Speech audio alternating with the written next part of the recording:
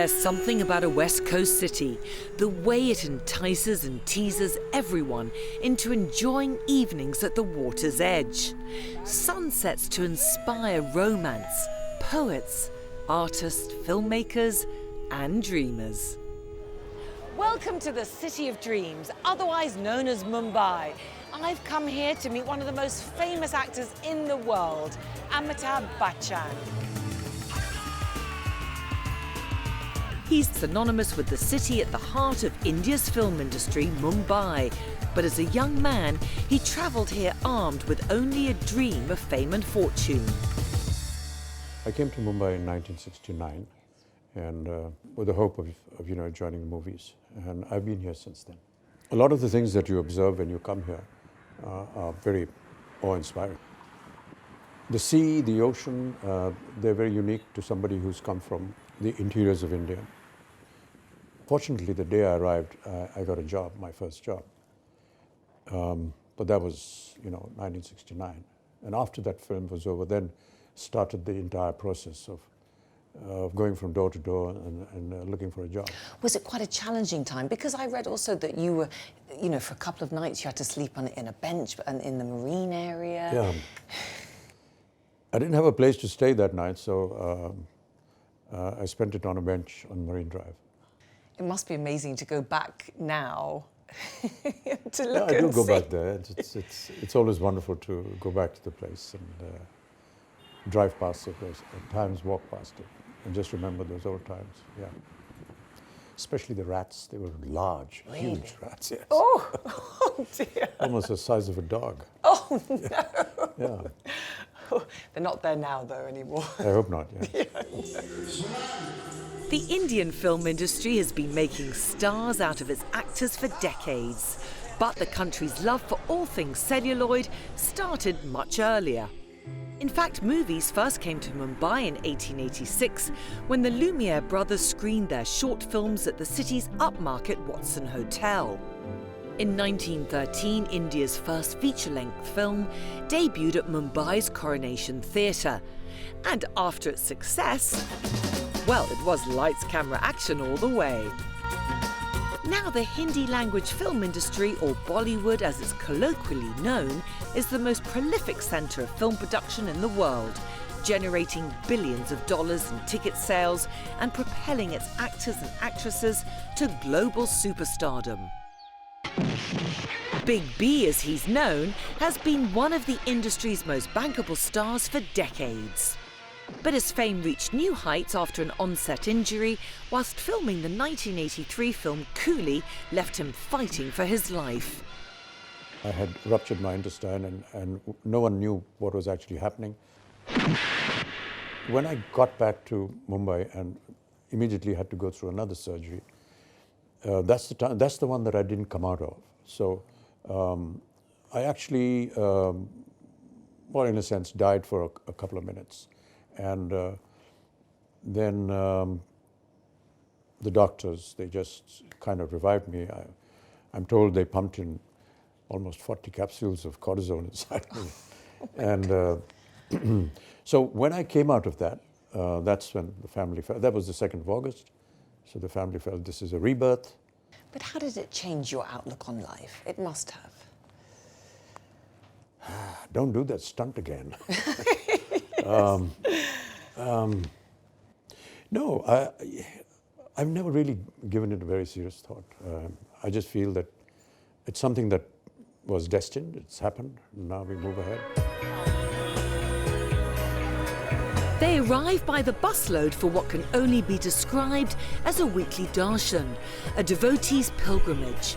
But in this case, it's a chance to glimpse one of the most famous actors in the world. There are thousands of people here. What do they hope? Just to get a glimpse of Yeah, it? just a glimpse. Just a glimpse. That's a big thing, India, it's like when you see God, satisfied. He's a living legend, living God on the planet. Amitabh Bachchan has been greeting his fans, or extended family as he calls them, in this way for over 35 years. He's very down to earth. He meets people. He meets his EF also. He's very humble. He's very approachable. No one is like him. In this whole world, only one Amitabh Bachchan is there. Every Sunday, traffic in this otherwise quiet suburban neighbourhood comes to a standstill, while hundreds of people flood the street to wait for the gates to open. The weekly meet and greet has been a tradition ever since the actor sustained life-threatening injuries on the set of the film Coolie.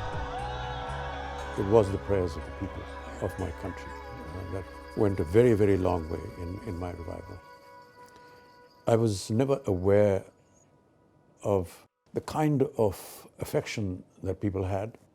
Every Sunday they come to the gate and I just go out and wave to them. It's a kind of endorsement that I'm still alive and do a couple of autographs, do some photographs. It's wonderful. I'm really very grateful. How do you reconcile that people look at you not just as an actor, but really as an icon here? I don't understand the meaning of these words. I just do what I feel like doing. There are many campaigns that I'm associated with. I feel strongly because they are important campaigns. United Nations appointed me as their ambassador for the eradication of polio from the country. We worked for almost 8 years and now India is finally polio-free. You feel good about it. And there's a sense of pride that you were able to do something. We're working for tuberculosis, for eradication of tuberculosis, hepatitis, diabetes. I don't think you look upon it as though if you do this, you're going to become iconic. No, you just do it.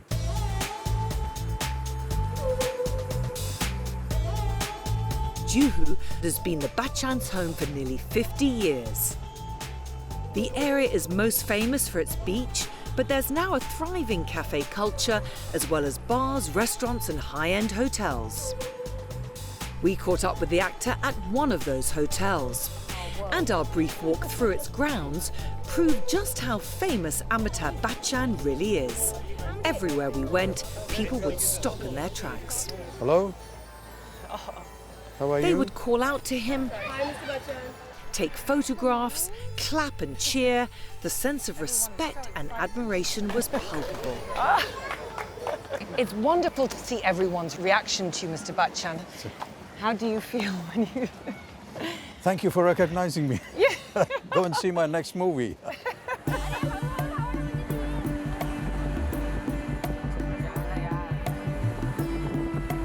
There's so much urban development. It's become very congested. People like to go out and over the weekends. I guess these beaches are the only place where they can get out with their family, get some fresh air. When you look here, though, does it bring back all those memories? Oh, yes, yes.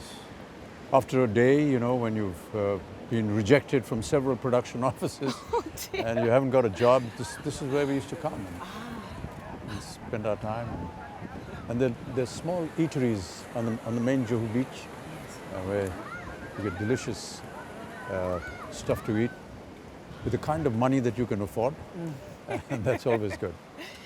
And the street markets you recommend to go? Oh, yes, yes. They're wonderful. And some of the most delicious eating places around this. But I think that's true for most big cities. Yes. You know, it's the street eateries which are very popular. Mumbaikars, as the locals are known, are passionate about food, especially street food. In fact, the evolution of cuisine in the city tells the story of Mumbai itself, from a quiet fishing village to the metropolis it is today. Each wave of new immigrants added their own cooking styles and dishes.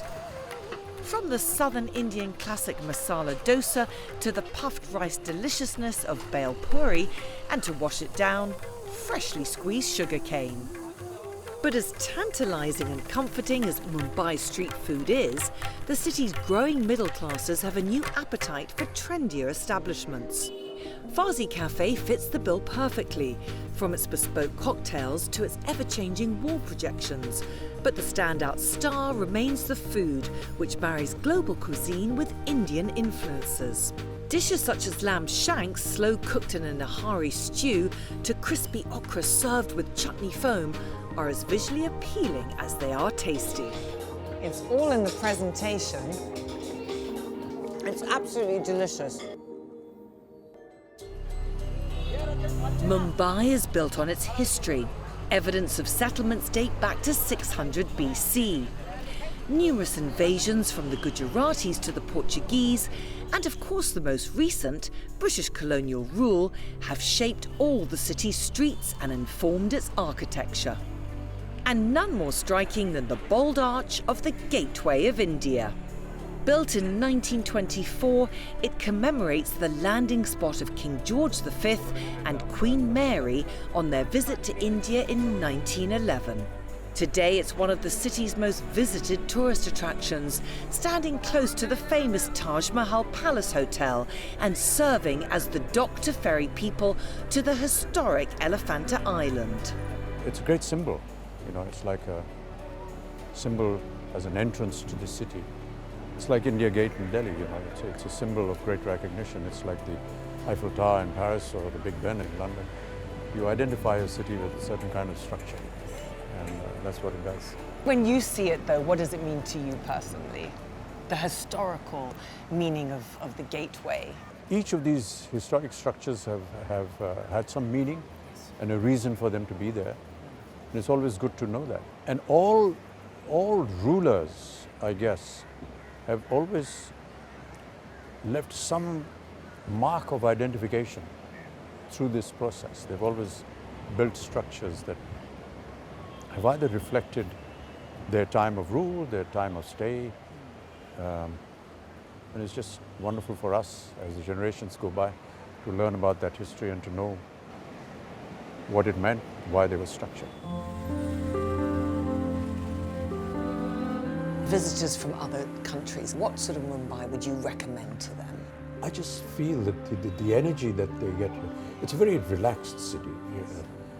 Unlike some of the other cities in the world where the moment you land you feel that there's some kind of tension or something is holding you back. But I don't know why, the moment you come to Mumbai you just feel very relaxed and you just feel that everything's going to be all right. And that's a wonderful character that they can take back if that's what they're wishing. It's called the City of Dreams. Do you think that's a fair description of it? It's been said that if you come to this city, you won't spend a night without a meal, or you won't be hungry. That's the character of the city, I think. There's always something to do, some job to do where you can survive. And as I said, it kind of pushes you to do better. Mr. Bachchan, thank you so much for your time here. Thank you. Sure.